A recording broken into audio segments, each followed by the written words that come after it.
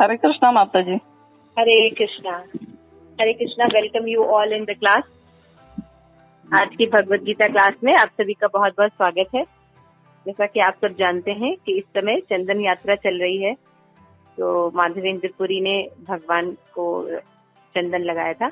ISKCON में इस festival को मनाते हैं, तो आप लोग भी भगवान को चंदन लगा सकते हैं, ऑफर कर सकते हैं, है ना, भगवान को ताप से बचाने के लिए। तो हम लोग माता जी हमारा तो वो है ये विग्रह नहीं है ना। हाँ, हाँ ठीक है, जी। कोई बात नहीं। मानसिक रूप से कथा सुन सकते हैं, चंदन यात्रा की, माधवेंद्र पुरी की कथा सुन सकते हैं, है ना। हाँ जी। इस तरह की कथा वगैरह आप सुनिए। तो हम लोग को श्लोका नंबर 2.54 हाँ जी पढ़ना है, तो उसको हम पढ़ते हैं। तो पहले प्रेयर कर देते। ओम अज्ञानतिमिरान्धस्य ज्ञानांजन शलाकया चक्षुरुन्मीलितं येन तस्मै श्री गुरुवे नमः। श्री चैतन्य मनोभीष्टं स्थापितं येन भूतले स्वयं रूप कदा मह्यं ददाति स पदान्तिकः। हरे कृष्ण कृष्ण कृष्ण हरे हरे, हरे राम राम राम हरे हरे। स्थित प्रज्ञस्य का भाषा समाधियस्य केशव स्थितधि किम प्रभाषेत किम आसीत व्रजेत किम। तो अभी तक हम देख रहे थे कि अर्जुन को भगवान ने आत्मा का ज्ञान दिया, तो ज्यादा कुछ रिएक्ट नहीं कर रहा था। फिर भगवान ने उनको कर्म के बारे में बताया, तो थोड़ा बहुत उसको लगा, और भगवान जब उसको ये बताने लगे कि तुमको जो है, तुम्हारी बुद्धि को जब कर्म कांड से ऊपर उठ जाओगे, तो अपने आप क्या होगा, तुम्हारी जो मति होगी, वो जो सकाम बुद्धि है या अट्रैक्शन है, वेद के अलंकारमयी भाषाएं हैं, उनसे तुम्हारा मन हट जाएगा और तुम भक्ति में स्थित हो जाओगे। तो जब ये बात सुनता है अर्जुन को, तो थोड़ा इसको अच्छा लगता है। तो अभी अर्जुन ने इतने देर के बाद रिएक्ट किया, क्योंकि वो थोड़ा डिप्रेशन में है, तो इतना समझाने पर भी वो कुछ रिएक्ट नहीं कर रहा था। अभी वो जब इससे भगवान उसको भक्त लोगों की डेफिनेशन बताते हैं, थोड़ा सा वो रिएक्ट करता है। तो अर्जुन जो है क्वेश्चन पूछ रहा है कि हे कृष्ण, कि जो आध्यात्म में लगे रहते हैं, मतलब जिनको सकाम कर्म वगैरह अच्छा नहीं लगता, फिर वो वेद के अलंकारमयी भाषाओं में इंटरेस्टेड नहीं रहते हैं, तो हे कृष्ण, आध्यात्म चेतना वाले जो व्यक्ति के क्या लक्षण है, मतलब कैसे हम समझेंगे कि ये व्यक्ति जो है स्थित प्रज्ञ है, भक्त है ना, क्या लक्षण है उसे, वो कैसे बोलता है, उसकी भाषा क्या होती है, वो किस तरह बैठता है, किस तरह चलता है ना, मतलब कैसे पहचानेंगे, तो ये लक्षण पूछ रहे हैं। तो तात्पर्य पढ़िए माता जी।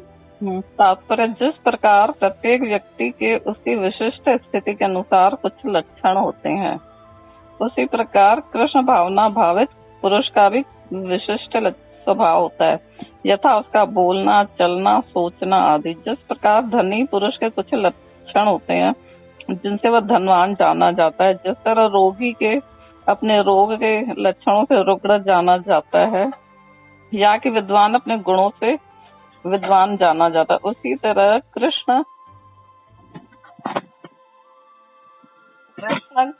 भावना की दिव्य चेतना से युक्त व्यक्ति अपने विशिष्ट लक्षणों से जाना जाता है। इन लक्षणों को भगवद गीता से जाना जा सकता है, किंतु सबसे महत्वपूर्ण बात यह है कि कृष्ण भावना भावित व्यक्ति किस तरह बोलता है, क्योंकि वाणी ही किसी मनुष्य का सबसे महत्वपूर्ण गुण है। कहा जाता है कि मूर्ख का पता तब तक नहीं चलता जब तक वो बोलता नहीं। एक बने ठने मूर्ख को तब तक नहीं पहचाना जा सकता जब तक वह बोले नहीं, किंतु बोलते ही उसका यथार्थ रूप प्रकट हो जाता है। कृष्ण भावना भावित व्यक्ति का सर्व प्रमुख लक्षण यह है कि वह केवल कृष्ण तथा उन्हीं से संबंध विषयों के बारे में बोलता है, फिर तो अन्य लक्षण स्वतः प्रकट हो जाते हैं, जिसका उल्लेख आगे किया गया है। हाँ, तो यहाँ पे अर्जुन के क्वेश्चन को रिपीट कर रहे हैं, क्योंकि अर्जुन को लगता है कि ये लोग जो भक्त होते हैं, ये अच्छे से प्रज्ञ व्यक्ति है, वो क्या उनके लक्षण है, कैसे हम पहचाने। तो भगवान आंसर दे रहे हैं। श्री भगवान उवाच प्रजाहाति यथा कामान सर्वान् पार्थ मनोगतः आत्मानि एव आत्मानं तुष्ट स्थित प्रज्ञ तथा उच्यते। तो भगवान बता रहे हैं अर्जुन की क्या करते कि हे पार्थ, जब मनुष्य मनोधर्म से उत्पन्न होने वाली इंद्रिय तृप्ति की समस्त कामनाओं का परित्याग कर देता है और इस तरह से विशुद्ध हुआ उसका मन आत्मा में संतोष प्राप्त करता है, तो वो विशुद्ध दिव्य चेतना को प्राप्त या स्थित प्रज्ञ व्यक्ति कहा जाता है। स्थित प्रज्ञ व्यक्ति क्या होता है? जो भगवान कृष्ण कॉन्शियसनेस में रहता है, वो अपने मन से या समाज में जो कहा जा रहा है या उसके फैमिली बैकग्राउंड से, संस्कार से जो चीजें सीखी हैं, उससे वो प्रभावित नहीं होता, बल्कि जो स्क्रिप्चर्स में बताया गया है, शास्त्र में बताया गया है, उनके अनुसार वो चलता है, मनोधर्म के अनुसार नहीं चलता, है ना? हाँ जी, हाँ। तो जैसे स्क्रिप्चर में बताया गया कि हमें 4 नियम का पालन करना चाहिए, हमें 10 तरह के नाम अपराध से बच के रहना चाहिए, है ना? हमें गुरु की आज्ञाओं का पालन करना चाहिए जो कि प्रामाणिक हो, है ना? तो क्या होता है, वो समस्त कार्य अपने जो है गुरु के और शास्त्र के अनुसार जो परंपरा में होते हैं उनके अनुसार चलता है, न कि अपने मन के अनुसार। तो ऐसे व्यक्ति को स्थित प्रज्ञ व्यक्ति कहते हैं। ठीक है, सिंपल डेफिनेशन। तात्पर्य पढ़िए। प्रभु जी पढ़ रहे हैं। हाँ पढ़िए।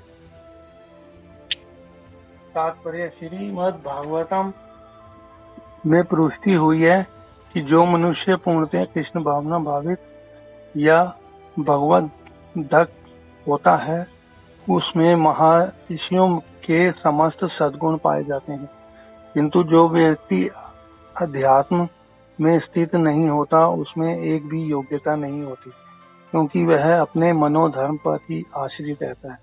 फलतः यहाँ यह ठीक ही कहा गया है कि व्यक्ति को मनोधर्म द्वारा कल्पित सारी विषय वासनाओं को त्यागना होता है। कृत्रिम साधन से इनको रोक पाना संभव नहीं, किंतु यदि कोई कृष्ण भावना अमृत में लगा हो तो सारी विषय वासनाएं स्वतः बिना किसी प्रयास के दब जाती है। अतः मनुष्य को बिना किसी झिझक के कृष्ण भावना अमृत में लगना होगा, क्योंकि यह भक्ति उसे दिव्य चेतना प्राप्त करने में सहायक होगी। अत्यधिक उन्नत जीवात्मा महात्मा अपने आप को परमेश्वर का शाश्वत दास मानकर आत्मतुष्ट रहता है। ऐसे आध्यात्मिक पुरुष के पास भौतिकता से उत्पन्न एक भी विषय वासना फटक नहीं पाती। वह अपने को निरंतर भगवान का सेवक मानते हुए सहज रूप से सदैव प्रसन्न रहता है। हाँ, भगवान यहाँ पे बता रहे हैं प्रजा हाथी यथा कामान। तो इसमें बता रहे हैं, कुछ श्री प्रभुपाद एक्सप्लेन कर रहे हैं कि जो भगवत भक्त होते हैं या स्थित प्रज्ञ लोग जो होते हैं वो कैसे होते हैं। वो जो होते हैं विषय वासनाओं में लिप्त नहीं होते, है ना? हाँ जी, जो सेंस ग्रेटिफिकेशन होता है अपनी इंजॉय में, अपनी इंद्रियों के इंजॉय में नहीं रहते, बल्कि वो क्या करते हैं, इंद्रियों को भगवान की सेवा में लगाते हैं। तो क्या होता है, इंद्रियां अपने आप कंट्रोल हो जाती हैं, है ना? जैसे कि सबसे इम्पोर्टेंट चीज होती है जीभ। तो मुंह से 2 काम होते हैं, एक तो हम खाते हैं और दूसरा हम बोलते हैं। तो ये अगर दोनों कृष्ण भावना भावित हो जाती है तो बाकी इंद्रियां भी अपने आप कंट्रोल में हो जाती हैं। क्योंकि कहा जाता है कि जैसा हम खाते हैं वैसे ही हमारी मानसिक स्थिति बनती है ना? जैसा अन्न वैसा मन। तो अगर आप देखें कि कृत्रिम रूप से आप कहें कि नहीं हमें ना सात्विक चीजों को ही देखना चाहिए, हमें ये जो फालतू चीजें हैं इनको नहीं देखना चाहिए, तो अगर हम आर्टिफिशियली योग के द्वारा या नहीं देखेंगे, ऐसा कुछ नियम बनाएं या आंखों पे पट्टी बांध ले, तो ये ज्यादा दिन तक चलने वाला नहीं है। क्यों? क्योंकि आंखों का काम है देखना। क्यों विष्णु होता है प्रभु जी, है ना? आंखें जो होती हैं वो तो देखेंगी और मुंह जो है वो बोलेगा ही, है ना? नाक से हम सूंघे बिना कितने देर तक रह सकते हैं और कान से सुने बिना हम कैसे रह सकते हैं? तो आर्टिफिशियली अगर हम इंद्रियों को संयम करने की कोशिश करें तो वो ज्यादा लंबे समय तक नहीं चलते, है ना? जैसे कोई व्यक्ति अगर डायबिटीज का मरीज है, उसको मीठा खाना मना है ना? लेकिन अगर उसको खाने की इच्छा है, वो कंट्रोल नहीं करे, तो आप कितना उसको बचाएंगे मीठा खाने से, है ना? उसको खुद के अंदर सेल्फ कंट्रोल होना चाहिए। हाँ जी। तो जब हम कृत्रिम रूप से आर्टिफिशियली योग के द्वारा, ज्ञान के द्वारा हम अपनी इंद्रियों को कंट्रोल करने की कोशिश करते हैं, तो हम देखते हैं कि ज्यादा लंबा चलता नहीं है ना। थोड़े समय के, मान लीजिए हमें पता चला कि हमें एक्सरसाइज रोज करनी चाहिए, अब अंदर से इच्छा नहीं है तो चलो जबरदस्ती कर रहे हैं, 2-4 दिन करेंगे, 5वें दिन फिर भूल जाएंगे, है ना। ऐसा होता है ना। हाँ जी। तो इंद्रियों को आर्टिफिशियली जब कंट्रोल करना होता है तो हम देखते हैं कि ज्यादा लंबा नहीं चलता। लेकिन अगर हम इंद्रियों को भगवान की सेवा में लगा दें तो हम देखते हैं ऑटोमेटिकली कंट्रोल हो जाता है।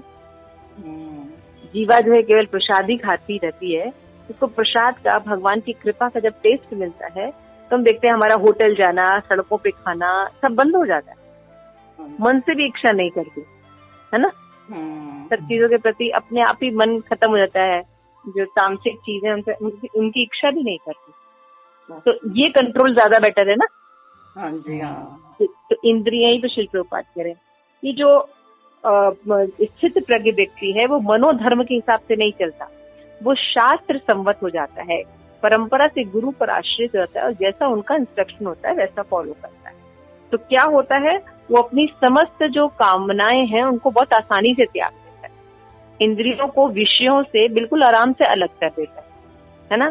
फिर वो भगवान का प्रसाद ही खाता है, अच्छी चीजें ही सुनता है, क्योंकि स्क्रिप्चर पढ़ता है, वो करता है। तो फालतू की जो काम वासनाएं वाली चीजें रहती हैं वो अपने आप ही उससे छूट जाती हैं। आप लोग बताइए।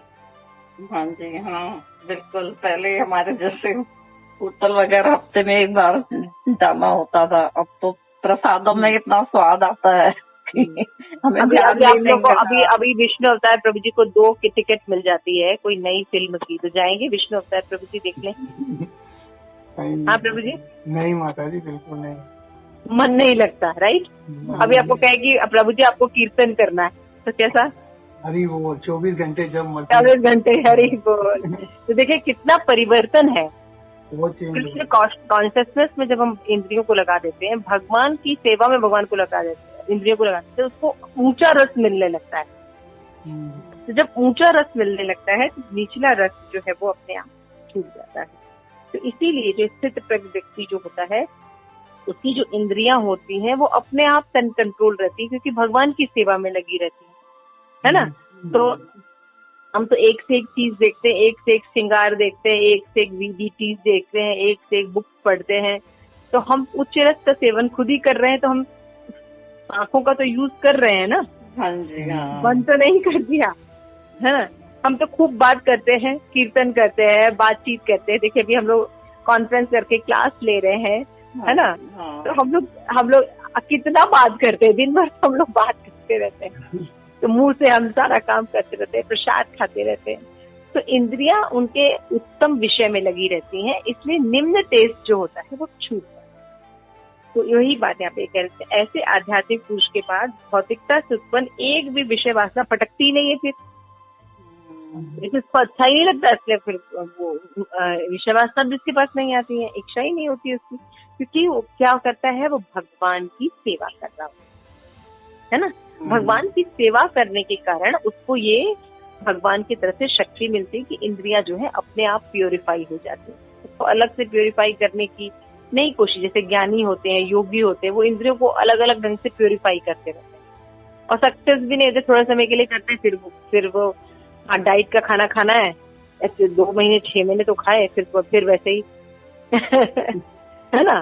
तो इतना कंट्रोल में। लेकिन आप कृष्ण भावना भावित व्यक्ति को देखिए, वो बूढ़ा भी हो जाएगा तब भी वो कृष्ण कॉन्शियसनेस एक्टिविटी करता रहेगा, वो चैंटिंग करेगा, भगवान का प्रसाद खाएगा, कीर्तन करेगा, धाम जाएगा, दर्शन करेगा, प्रीचिंग करेगा, है ना।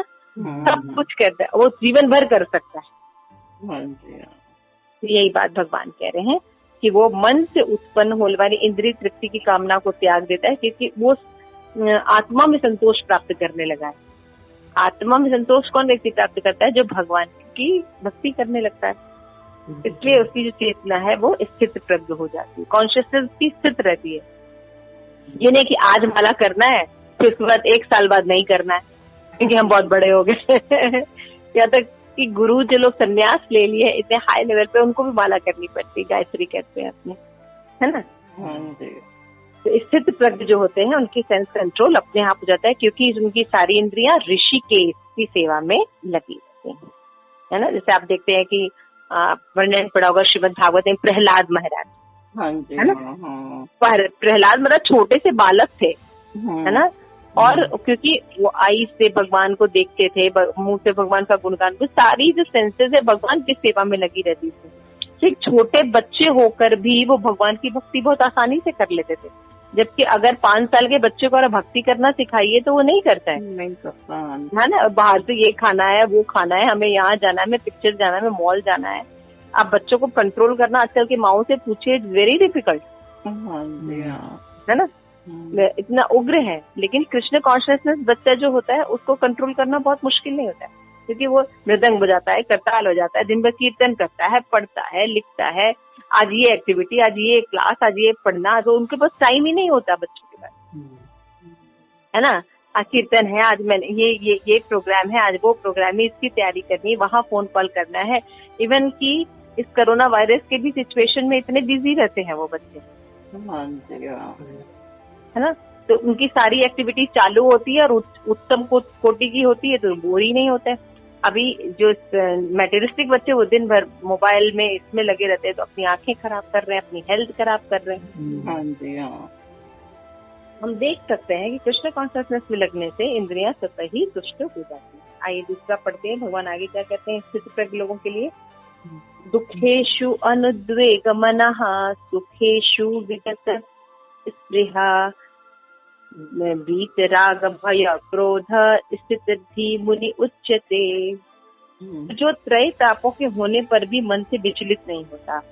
अब देखिए स्थित प्रज्ञ की और डेफिनेशन बता रहे हैं भगवान। और अपने सुख से प्रसन्न नहीं होता, और जो आसक्ति भय और क्रोध से मुक्त होता है, वो स्थिर मन वाला मुनि कहलाता है। इसको मुनि कहते हैं। पढ़िए तात्पर्य। मुनि शब्द का अर्थ है वह जो शुष्क चिंतन के लिए मन को अनेक प्रकार से उद्वेलित करे किंतु किसी तथ्य पर न पहुंच सके। कहा जाता है कि प्रत्येक मुनि का अपना अपना दृष्टिकोण होता है, और जब तक एक मुनि अन्य मुनियों से भिन्न न हो तब तक उसे वास्तविक मुनि नहीं कहा जा सकता। न चासा वृषिर्षयस्य मतम न भिन्नम। महाभारत वन पर्व 313 से 117। किंतु जिस धी मुनि का भगवान ने यहाँ उल्लेख किया है वह सामान्य मुनि से भिन्न है। स्थित धी मुनि सदैव कृष्ण भावना भावित रहता है, क्योंकि वह सारा सृजनात्मक चिंतन पूरा कर चुका होता है। वह प्रशांत निशेष मनोरथांतर स्त्रोत रत्न पूर्ति कहलाता है, या जिसने शुष्क चिंतन की अवस्था पार कर ली है और इस निष्कर्ष पर पहुंचा कि भगवान श्री कृष्ण या वासुदेव ही सब कुछ है। वासुदेव सर्वमिति स महात्मा सुदुर्लभ, वह स्थिर चित्त मुनि कहलाता है। ऐसा कृष्ण भावना भावित व्यक्ति तीनों तापों के संघार से तनिक भी विचलित नहीं होता, क्योंकि वह इन कष्टों के तापों को भगवत कृपा के रूप में लेता है और पूर्व पापों के कारण अपने को अधिक कष्ट के लिए योग्य मानता है, और वह देखता है कि उसके सारे दुख भगवत कृपा से रंज मात्र रह जाते हैं। इसी प्रकार जो वह सुखी होता है तो अपने को सुख के लिए अयोग्य मानकर सारी श्रेय भगवान को देता है। वह सोचता है कि भगवत कृपा से ही ऐसी सुखद स्थिति और भगवान की सेवा और अच्छी तरह से कर सकता है, और भगवान की सेवा के लिए तो वह सदैव साहस करने के लिए सन्निध रहता है। वह राग या विराग से प्रभावित नहीं होता। राग का अर्थ होता है अपनी इंद्रिय तृप्ति के लिए वस्तुओं को ग्रहण करना, और विराग का अर्थ है ऐसी इंद्रिय आसक्ति का अभाव। किंतु कृष्ण भावना भावित में स्थित व्यक्ति में न राग होता है न विराग, उसका पूरा जीवन ही भगवत सेवा में अर्पित रहता है। फलतः सारे प्रयास असफल रहने पर भी वह क्रुद्ध नहीं होता, चाहे विजय हो या न हो। कृष्ण भावना भावित व्यक्ति अपने संकल्प का होता है। हाँ, तो यहाँ पे भगवान और डेफिनेशन दे रहे हैं। क्या डेफिनेशन दे रहे हैं? जो स्थित प्रज्ञ व्यक्ति होता है वो सुख और दुख में विचलित नहीं। सुख आने पर भी बहुत नहीं यहाँ बखानता कि मेरे पास ये है, मेरे पास वो है, नॉर्मल रहता है, भगवान की भक्ति करता है ना। जैसे आपके घर में अभी सब लोग आए थे, बच्चे आए थे, बहुएं आई थी, लेकिन आप लोग अपनी भक्ति कर रहे थे, चैंटिंग करना, भगवान को प्रसाद बनाना, कर रहे थे ना। बिल्कुल। सुख आए तब भी दुख आया, आप लोग बीमार पड़ गए, प्रभु जी बीमार पड़ गए कोरोना वायरस में, यमुना माता जी बीमार पड़ गए, तो दुख में भी क्या करते थे, हरे कृष्णा कृष्ण कृष्ण हरे हरे, हरे राम राम राम हरे हरे। तो इसलिए कोई आए और गया, दुख आया या गया, हम विचलित नहीं, है ना। तो स्थित प्रज्ञ व्यक्ति के यही लक्षण होते हैं। सुख होने पर भी वो विचलित नहीं होता, दुख होने पर भी वो विचलित नहीं होता, क्योंकि वो दोनों समय एक काम करता रहता है, भगवान कृष्ण की भक्ति। तो भक्ति करने से वो हमेशा सम रहता है और सदैव प्रसन्न रहता है। तो उसका क्या होता है, बहुत ज्यादा हाँ दुख आने पे ज्यादा भक्ति हुई थी मेरी, ज्यादा भक्ति हो जाती, बल्कि वो तो बड़ा खुश रहता है कि चलो ज्यादा भगवान को याद कर रहे हैं। एक 2 घंटे में आ जाए तो भूख पड़ता था, दिन भर भगवान की याद बनी रहती है, कुछ न कुछ सुनते रहते हैं हम, है ना। अभी से मैंने आप लोग को एक होमवर्क दिया कि आप लोग चंदन यात्रा पर कथाएं सुनिएगा, नेट पर है ना। तो आप लोग जरूर सुनिएगा कि कैसे माधवेंद्र कोई चंदन लेके आए, कि ये कथा सुनिएगा। और इस बार जो मंडे की क्लास है आप लोग जरूर अटेंड कीजिएगा, स्पेशल क्लास है, तो आप लोग जरूर सुनिएगा। तो यहाँ पे भगवान ये कह रहे हैं कि इस तरह से जब वो भगवान की सेवा में रहता है तो एक तो वो सुख दुख में विचलित नहीं होता, दूसरा उसको कोई भौतिक आसक्ति नहीं रहती, क्योंकि हर चीज तो वो भगवान की सेवा में लगा देता है, अपने आप को भी, है ना। तो जब आसक्ति नहीं होती है तो उसको डर नहीं होता, भय नहीं होता, और न ही उसको क्रोध होता है, क्रोध भी नहीं होता, क्योंकि वो बोलता है जाहि विधि राखे राम ताहि विधि रहिए, सीताराम सीताराम सीताराम कहिए। परेशान होता है, कोई पोजीशन आती तो थोड़ा सा चिंता होती है उसको, फिर कहता है कि हम क्या सकते हैं, हमें तो भगवान की भक्ति करनी चाहिए, तो हम भक्ति करेंगे, बाकी तो जो सिचुएशन आएगी तो होगा, क्योंकि शरीर है तो जन्म होगा, मृत्यु होगी, रोग होगी, जरा होगा, व्याधि होगा, तो सहन करना ही पड़ेगा, इवन मृत्यु भी आएगी, है ना। उसको पता होता है। तो मुनि शब्द जो होते हैं, जो नॉर्मल मुनि होते हैं, उनका काम क्या होता है, सोचना, थिंकिंग करना, अलग अलग शास्त्रों पे बातें करते रहते हैं, लेकिन किसी कॉन्सेप्ट में नहीं पहुंचते। और एक मुनि की जो थिंकिंग होती है वो दूसरे मुनि से डिफर करती है, डिफरेंट होती है। तो यहाँ पे श्रील प्रभुपाद एक्सप्लेन करें कि यहाँ जिस स्थित प्रज्ञ व्यक्ति की बात की जा रही है वो मुनि, नॉर्मल मुनि की बात नहीं की जा रही, स्पेशल मुनि की बात करी जा रही है, जो शिष्ट चिंतन नहीं बल्कि भगवान वासुदेव की भक्ति करता है। जब हम भगवान कृष्ण की भक्ति करते हैं तब हमारा मन इस तरह का होता है। जैसे आप लोग भी भारत में, आपका जन्म हुआ, इतना लाइफ हो गया, आप भी देवी देवताओं की, दुर्गा काली की बहुत की भक्ति की होगी आपने, है ना। लेकिन ऐसा सेटिस्फेक्शन नहीं मिला होगा जैसा सेटिस्फेक्शन आपको कृष्ण की भक्ति करके मिलेगा। बताइए, है ना। भगवान कहते हैं चैंटिंग जब आप करते थे, आपको पता है कि दुनिया में कोई नहीं होता लेकिन भगवान सदैव आपका साथ देंगे, है ना। तो भगवान जानते हैं कि हमारे लिए क्या अच्छा है क्या बुरा है, तो अब तो सौंप दे अपनी नाव तुम्हारे हवाले, अब जिधर ले चलो उधर हम चलेंगे, है ना। तो भक्त जो है इस तरह का भाव का हो जाता है, सुख दुख से विचलित नहीं होता, आसक्ति नहीं होती, और उसके अंदर क्या होता है, आसक्ति नहीं होती, और पूरा जीवन उसने भगवान को अर्पित कर दिया होता है। तो क्या होता है, मान लीजिए हम कोई काम कर रहे हैं, कोई हमें टारगेट दिया, मतलब भगवत गीता पढ़ रहे हैं, रोज नहीं पढ़ पाए, एक दो दिन छूट गए, तो वो भयभीत फिर से पढ़ता है, जब ठीक हो जाता है तो एक दिन नहीं हुआ कोई बात, दूसरे दिन फिर शुरू कर देता है। कहने का मतलब है उसको कोई भी काम करने से अगर विजय मिलती है या पराजय मिलती है वो विचलित नहीं होता, है ना। मान लीजिए कभी एक दिन तबियत खराब है या ज्यादा है तो हम पूरी माला नहीं कर पाए, हम नेक्स्ट डे फिर जब स्वस्थ रहते तो फिर से माला ठीक से करते, है ना। विचलित नहीं होता कि नहीं हम तो नहीं कर पाए, हम तो नहीं कर पाए, ये चीज नहीं हो पाया, नहीं, अगर नहीं पाया कोई बात नहीं, हम आगे से फिर से करेंगे। ये सफल हो जाता है तो बहुत ज्यादा फूलता नहीं, क्योंकि फिर प्रे करता है भगवान मैं नित्य आपका स्मरण कर सकूं, मैं नित्य जप कर सकूं, मैं नित्य चैंटिंग कर सकूं। तो भगवान की और गुरु की जब उसके पर कृपा रहती है तो वो रोज जो है भगवान की भक्ति कर पाता है, तो सुख दुख से विचलित नहीं, सफलता और हानि से वो विचलित नहीं, है ना। क्योंकि दोनों पहलुओं के लिए वो तैयार रहता है कि भगवान अगर सफलता देते हैं तब भी ठीक है, अगर भगवान हमें असफलता देते तो वो इसके लिए ही, यही हमारे लिए ठीक था, ऐसा सोचता है। तो इस तरह वो संकल्प का पक्का रहता है, यानी हर स्थिति में।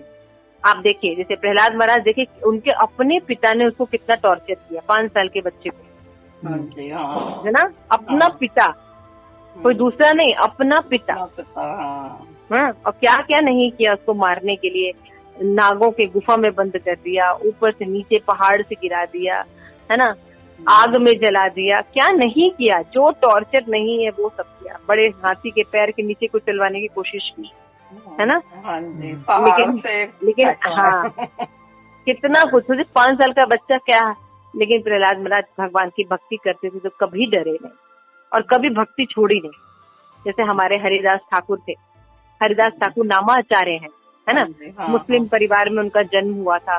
तो मुस्लिम परिवार में सोचिए किसी का जन्म हो और हरे कृष्ण महामंत्र बोले तो कितना लोग उसको टॉर्चर करते होंगे। आप सोच के देखिए, जब मुस्लिमों का राज्य हो और कोई मुस्लिम हरे कृष्ण महामंत्र बोले, 22 बाजार में, हाँ 22 बाजार में उनको कोड़े मारे गए थे कि, और उस 22 बाजार में जो लोग कोड़े मारते थे, 3 बाजार तक जाते थे आदमी मर जाता, अच्छा, है ना।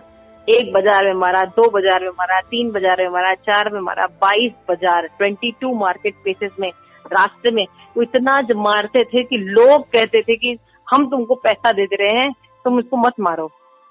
अच्छा, लेकिन हरिदास ठाकुर फिर भी बोल रहे थे हरे कृष्ण हरे कृष्ण। आप जानती है कोड़े से अगर कोई व्यक्ति आपको मारे, चमड़ी उधड़ जाती है। हाँ जी, हाँ, आपने कभी देखा होगा रास्ते में वो जो एक गेम पहले खेलते थे, वो ओहड़ लोग अपने आप को मारते थे कोड़े। हाँ, हाँ, तो आप उससे अंदाजा लगाते हैं कि जब कोई कोड़े मारता है तो चमड़ी जो है निकल के बाहर आ जाती है। 1-2 कोड़े भी कोई नहीं खा सकता, 100 कोड़े खा के तो आदमी मर जाता है। और 22 मार्केट प्लेस में हरिदास ठाकुर को कोड़े मारे जाते थे, लेकिन वो हरिदास ठाकुर क्या करे थे, मेरा खंड खंड कर दो लेकिन मैं हरि नाम नहीं छोड़ू, मैं हरि नाम नहीं छोड़ू।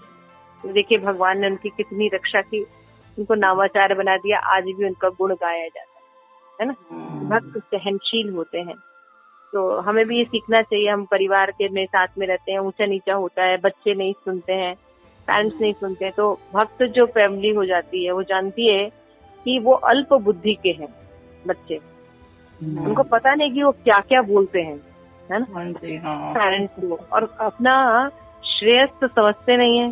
तो अगर उनको समझाने की भी कोशिश करो तो उल्टा सीधा बोलते हैं, तो विचलित नहीं होते माँ बाप, है ना। ऐसे जनरली लोग डिप्रेशन में आ जाते हैं, है ना, पेरेंटिंग में लेने के लिए आते हैं, सोल्यूशन लेने के लिए आते हैं, ये बच्चे तो हाथ से निकल गए, है ना। तो कृष्ण भावना भारत में जो व्यक्ति लगे रहते हैं वो किसी भी सिचुएशन में अपने संकल्प के पक्के, ठीक है। आइए एक श्लोक और पढ़ लेते हैं, भगवान स्थित व्रत के बारे में और क्या बता रहे हैं। स सर्वत्र अनिभृस्नेह तत् तत् प्राप्त शुभ अशुभम न अभिनंदति न द्वेषति तस्य प्रज्ञा प्रतिष्ठति। तो देखिए पहले श्लोक में हमने पढ़ा कि मनोधर्म के अनुसार वो नहीं रहता, बल्कि शास्त्र के हिसाब से वो रहता है ना। और इस कारण क्या करता है, वो इंद्रिय तृप्ति में नहीं रहता बल्कि आत्मा में संतोष प्राप्त करता है। दूसरे श्लोक में हमने देखा भगवान कह रहे हैं 56 श्लोक में कि वो मन से विचलित नहीं होता सुख दुख से, और आसक्ति भय और क्रोध से मुक्त रहता है। अभी तीसरे श्लोक में भगवान कह रहे हैं कि ये वह भौतिक जगत में न तो शुभ प्राप्ति पर हर्षित होता है और न अशुभ के प्राप्त होने पर घृणा करता है। मैंने अभी आपको बताया ना कि कोई अगर ऐसी बात हो जाती है, जैसे कि बहुत से लोग होते हैं, तो जैसे आप प्रभु जी को कोरोना हो गया, यमुना जी को कोरोना हो गया, यमुना माता जी को कोरोना हो गया, तो आप माता जी सोच सकते थे हम तो इतनी भगवान की भक्ति करते हैं, हमें कैसे कोरोना हो गया, हम भगवान की भक्ति नहीं करेंगे, है ना। ऐसी कभी कोई सिचुएशन नहीं, ऐसा नहीं लगता भक्तों को, नहीं लगता। भक्तों लगता है कि भाई हमारा शरीर है, हमारे अपने कर्मा है, सब झेलने तो पड़ेंगे ही ना, मृत्यु भी झेलनी है। अभी तो ये छोटे मोटे चीज गए हैं, अभी तो मृत्यु भी झेलनी है ना। तो अशुभ होने पर घृणा भी नहीं करते, और शुभ होने पर कोई बहुत अच्छी बात हो जाती है तो वो बहुत ज्यादा फूलते भी नहीं कि माला छूट जाए। तो स्थित प्रद व्यक्ति के ये गुण होते हैं माता, तो घृणा नहीं करते। पढ़िए इसको, विष्णु अवतार प्रभु जी पढ़िए। जगत में सदा ही कुछ ना कुछ उथल पुथल होती रहती है। उसका परिणाम अच्छा हो चाहे बुरा। जो ऐसी उथल पुथल से विचलित नहीं होता, जो अच्छे शुभ या बुरे अशुभ से अप्रभावित रहता है, उसे कृष्ण भावनामृत में स्थिर समझना चाहिए। जब तक मनुष्य इस भौतिक संसार में है, तब तक अच्छाई या बुराई की संभावना रहती है, क्योंकि यह संसार द्वैत द्वंद्वों से पूर्ण है। किंतु जो कृष्ण भावनामृत में स्थित है, वह अच्छाई या बुराई से अछूता रहता है, क्योंकि उसका सरोकार कृष्ण से रहता है, जो सर्वमंगलमय है। ऐसे कृष्ण भावनामृत से मनुष्य पूर्ण ज्ञान की स्थिति प्राप्त कर लेता है, जिसे समाधि कहते हैं।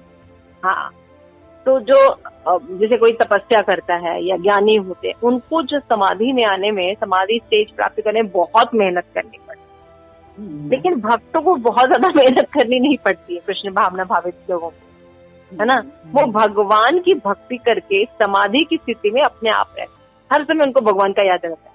अभी भोग लगाना है, अब उठाना है, अभी भगवान के पास, अभी सुनाने का समय हो गया, अभी कीर्तन का समय हो गया, अभी शाम का समय हो गया, अभी सुबह का समय हो गया, अभी माला करनी है, अभी भोग बना।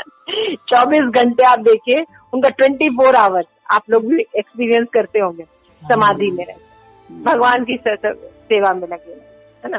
तो किसी से बात भी करते हैं, क्लास भी सुनते, तो क्या बातें करते हैं, भगवान के बारे में भी बात करते रहते हैं। शॉपिंग जाते हैं, ये जाते हैं, हाँ तो यहाँ ये करना है, हाँ वो ये करना है, भगवान के बारे में, ये त्योहार आ रहा है, भगवान का ये जा रहा है, तो वो इसी चीजों में लगे थे, समाधि में रहते हैं बहुत इजीली। यहाँ पे वही बता रहे कि जो भौतिक जगत का मतलब ही होता है सुख दुख आते रहना, उथल पुथल रहना। भौतिक जगत कभी नॉर्मल नहीं रह सकता, है ना। तो इसीलिए भक्त जो है जानते हैं कि शुभ और अशुभ घड़ियां आती ही रहेंगी, लेकिन वो उसको सदैव करना है, हरे कृष्णा कृष्ण कृष्णा हरे हरे, हरे राम राम राम हरे हरे। देखिए इतना भयानक बीमारी है, कोरोना है, एक के बाद और बीमारियां आ रही, तो देखिए कितनी ऑस्पिशियस चीजें भी हो रही है ना। अभी देखिए पिछले दिन देखिए कितना अभी देखिए चंदन यात्रा चल रही है ना। फिर अभी देखिए राधा रमन का प्राकट्य दिवस था, श्रीनिवास आचार्य का था। आप लोग जपा टॉक सुनते हैं गुरु महाराज की? हाँ जी, हाँ मैं बाद में सुनती हूँ, मतलब अगर कोशिश करें थोड़ा सा लाइव सेट हो जाए तो आप लोग जपा टॉक अटेंड किया कीजिए, उससे बहुत लाभ होगा। सुबह आप जब जपा टॉक सुनेंगे तो पूरा दिन वाइब्रेशन बना रहेगा, तो जरूर आप लोग गुरु महाराज का जपा टॉक जरूर सुना कीजिए, है ना। तो देखिए अभी राधा रमन का अपीयरेंस, मतलब कितना कुछ करने को हो जाता है हमारे, है ना। और तो इसलिए जैसे महाराज है, देखिए एक से एक डॉक्टर से परिचय करा रहे हैं, कैसे आप कोरोना वायरस में क्या क्या कर सकते हैं, कैसे एक्सरसाइज कर सकते हैं, कैसे प्रिवेंशन ले सकते हैं। तो अगर कृष्ण भावना भावित में क्या होता है, जड़ होता है, तो उसको हर एस्पेक्ट जो उसके लाइफ के होते हैं वो भी कंप्लीट हो जाता है, छूटता कुछ नहीं है। तो महाराज बार बार कहते हैं devotees prayer and doctors care both are necessary in corona situation. Devotees prayer is very important, है ना। जब हम प्रार्थना करते हैं, भगवान हमारे भक्तों की रक्षा कीजिए, उनकी रक्षा कीजिए, उनकी भक्ति डिस्टर्ब हो रही है, आप रक्षा कीजिए भगवान, है ना। तो भगवान डिवोटीज की जो प्रेयर्स होती है, बहुत शक्ति होती है डिवोटीज प्रेयर में। जब यमुना माता जी और विष्णु प्रभु जी बीमार थे तो मैं बहुत प्रे करती थी, तो भगवान उनको अच्छे से शक्ति प्रदान करें। हाँ, प्रभु जी का लंग्स इतना इफेक्टेड था, मैं बहुत चिंता करती थी, भगवान अगर उनको किसी हॉस्पिटल में ले जाना पड़ेगा तो कैसे, कहाँ लेके जाएंगे, इस समय तो कहीं कुछ है नहीं, कैसे क्या होगा। लेकिन ठाकुर जी ने देखिए उनका इन्फेक्टेड लंग्स करके भी कोई प्रॉब्लम नहीं थी। ये विष्णु सर, बिल्कुल बिल्कुल, थैंक यू माता जी, आपने हमारे लिए इतना आपने प्रेयर किया। हम लोग ने तो कुछ नहीं किया, तो भगवान ने आपकी कितनी रक्षा की, भगवान ने, है ना। भगवान जानते थे कि वो कितना कष्ट ले सकता है ना। तो डेंजरस जोन में आ गए थे माता जी। हाँ, अब देखिए कितना भगवान ने आपका प्रोटेक्शन किया, तो हमेशा कृतज्ञ रहना चाहिए। भगवान आपने कितना, मुसीबत तो बहुत आई क्योंकि वो मेरे कर्म है तो आगे तो आएंगे ही, लेकिन आपने कितनी रक्षा की मेरी, कितनी रक्षा की।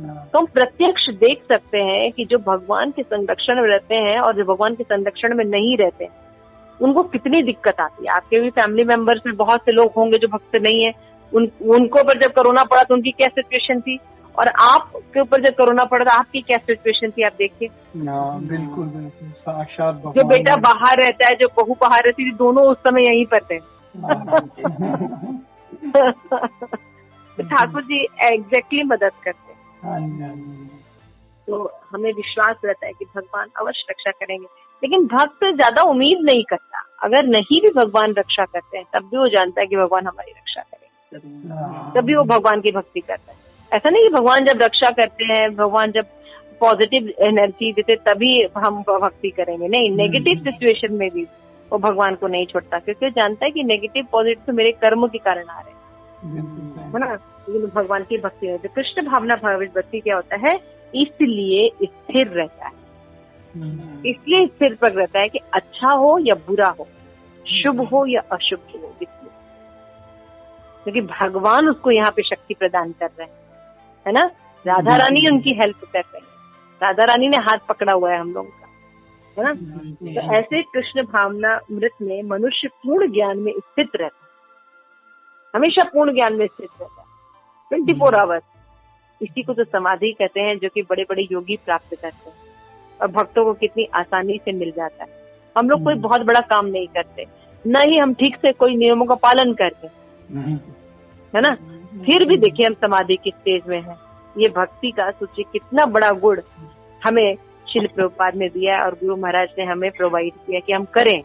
कितना आसान है भक्ति करें, है ना, और के इतने उच्चतम रस को हम भोग पाए। हमेशा भगवान को, राधा रानी को, राधा पार्थसारथी को थैंक्स कहना चाहिए, राधा गोविंद को थैंक्स है, ठाकुर जी हमें अपने इतनी सेवा दी, इतना आपने प्रेम से रखा, जबकि जीवन भर में आपको भुलाए रखा, जीवन भर मैंने अपनी इंद्रियों को सेटिस्फाइड किया, लोगों से डिप्रेशन मिला इनसे, इनको तृप्त करते करते, इनकी सेवा कर करके हमें डिप्रेशन मिला, लेकिन फिर भी मैं इन्हीं में लगा हुआ था और आपको भूल गया, और आप ही मुझे सब कुछ दे रहे हैं, देखना, बोलना, सुनना, हर शक्ति आप दे रहे हैं, लेकिन आपको भूल के मैं बाकियों के साथ बहुत लव अफेयर डेवलप कर रहा था। रिजल्ट क्या है, 0। फिर भी आप मुझसे प्रेम करते हैं। तो इस बार मैं आपके पास आने की चेष्टा कर रहा हूँ, कृपया अपने चरण कमलों में स्थान दीजिए। तो भक्त इस मूड से हरे कृष्ण कृष्ण कृष्ण हरे हरे, हरे राम राम राम हरे हरे की चैंटिंग करता रहता है ना। तो आप लोग माधवेंद्रपुरी की चंदन यात्रा की आप लोग स्टोरी सुनिएगा तो आप लोग को बहुत अच्छा लगेगा। और यहाँ तक हम समाप्त करते हैं। इसके बाद भगवान ये बताने के बाद, सिद्धांत बताने के बाद एग्जाम्पल देके बताएंगे कछुए का, कि किस तरह कछुआ जो है अपने अंगों को समेट लेता है, उसी तरह से हमें भी अपनी इंद्रियों को इंद्रिय तृप्ति होने पर बाहर नहीं निकालना चाहिए, अपना भक्ति में लगे रहना चाहिए। तो इस तरह जब कोई स्थित प्रज्ञ व्यक्ति रहता है तो वो व्यक्ति कुछ भी कर सकता है, क्योंकि भगवान को उसने अपना जीवन समर्पित कर दिया। ठीक है, तो ये स्थित प्रज्ञ है, इसके थोड़े नोट्स बनाए गए इन तीनों श्लोकों से। ठीक है मैम, क्योंकि बहुत इंपॉर्टेंट है कि इसके क्या आपने समझा, तो हम अगली बार पूछ के फिर आगे बढ़े। तो एनी पॉइंट किसी को कुछ पूछना है या कोई पॉइंट अच्छा लगा तो आप डिस्कस कर सकते हैं। माता जी उसमें लगा राग का अर्थ होता है अपनी इंद्रिय तृप्ति, और राग का मतलब समझ नहीं आया। हाँ, राग मतलब होता है अटैचमेंट, अच्छा, और विराग मतलब होता है डिटैचमेंट। अच्छा, है ना, अटैचमेंट मतलब होता है कि ये मेरा घर है, ये मेरा सोफा है, उससे बहुत प्रेम होना, ये मेरा बेटा है, ये मेरी बेटी है, राग होना। हाँ जी। अब बेटी है या बेटा है, उससे दुख मिलता है, वो हमारी केयर नहीं करता, हमें उल्टा सीधा बोलता है, हमारी देखभाल नहीं करता, तो उसी से विराग हो जाएगा, डिटैचमेंट हो जाएगा। जाओ आज से तुम मेरे बेटे नहीं, बेटी नहीं, है ना। जब दुख मिलता है तो मुझसे विराग हो जाता है ना, अटैचमेंट और डिटैचमेंट। तो ये दोनों से दूर रहता है, न भक्त को किसी से अटैचमेंट होता है, न किसी से डिटैचमेंट होता है। समझ में आ गया? हाँ जी। क्योंकि वो क्या समझता है, सारी प्रॉपर्टी तो कृष्ण की है, चाहे मैं हूँ चेतन रूप में सारी चीजें या अचेतन रूप में जितनी चीजें, लकड़ी, फर्नीचर, सब भगवान ने दिया। बेटा, बहू, है ना, शरीर, लड़की लड़का जो कुछ दिया है भगवान का है, इसलिए उन सबकी सेवा करते हैं। हम ज्यादा राग द्वेष में नहीं पड़ते, किसी से दुख मिलता है सुख मिलता है हम भक्ति करते रहते हैं। हाँ ठीक है, थैंक यू। विष्णु सर प्रभु जी कोई पॉइंट? मुनि का कुछ समझ नहीं आया ये। हाँ हाँ, मुनि शब्द का जो अर्थ है कहाँ पे? ये तात्पर्य में ना, मुनि शब्द। मुनि हाँ, तो मुनि जो होते हैं जो कि लंबी लंबी दाढ़ियां रखते हैं, अच्छा, हाँ, और बहुत प्रवचन देते हैं, PhD किए होते हैं गीता पर, संस्कृत श्लोक तो ऐसे बोलते हैं कि बस समझिए नहीं। तो यहाँ पे उस मुनि की बात की जाए तो मुनि का, हाँ, तो मुनि जो होते हैं वो क्या करते हैं, उनको प्रैक्टिकल वो माला नहीं करते हैं, खाली बोलते हैं।